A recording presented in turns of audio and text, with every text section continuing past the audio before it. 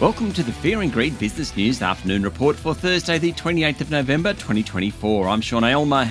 Every afternoon, we've got the 5 stories that happened today that you need to know about. Story number 1, the local share market hit yet another record today with healthcare stocks doing well. The S&P ASX 200 touched a new high of 8,466.7 points before closing up 0.5% to 8,444 points.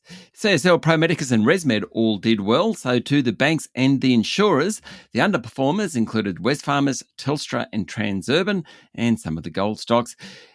It really was a bit of a surprising day today. The lead-in from Wall Street overnight wasn't strong. Inflation data came out and it said that the US price rises was just a bit higher than expected for the second successive month. That pushed Wall Street lower, yet the ASX ended higher. Story number 2, the boss of Star Entertainment, Steve McCann, said the casino is experiencing negative monthly cash flows and has asked for patience to turn the business around. That's patience from both shareholders and lenders. The annual general meeting was held today, and certainly shareholders had to be patient because it went on for close to 3 hours. The general mood, not happy. The company announced today a pre-tax loss of $24 million for the first 4 months of this financial year. Mr. McCann said revenue had declined significantly and the cost of transformation and external advice had risen. He also said that the company is exploring asset sales.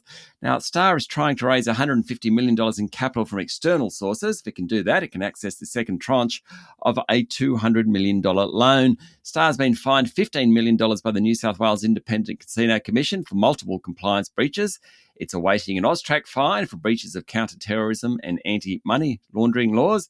It needs to refinance $1.6 billion in debt for its Queen's Wharf precinct in Brisbane at the end of next year. So Mr. McCann's job is very, very busy. The company's share price finished down 6% today. It's about a third of its peak in late July.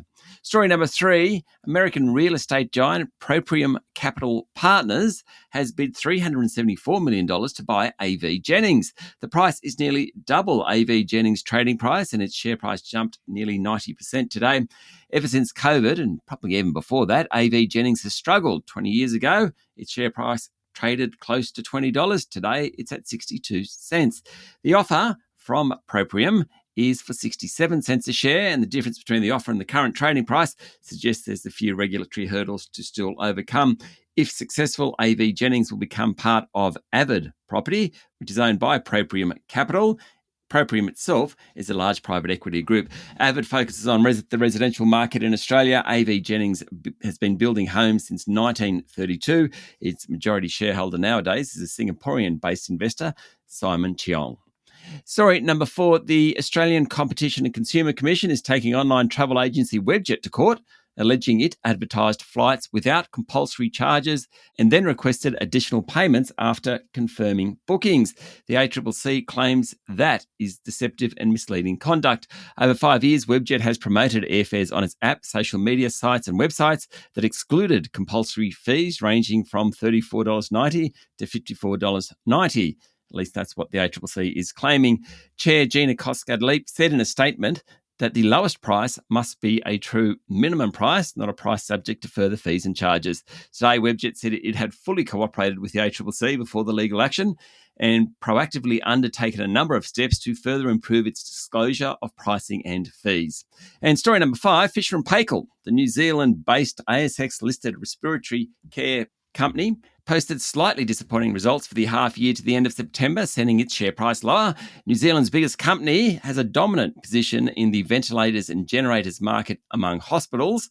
As patients' numbers increase to pre-pandemic levels, earnings have risen, but not by as much as investors had hoped. Net profit was up 43% for the 6 months. Revenue was up 18%.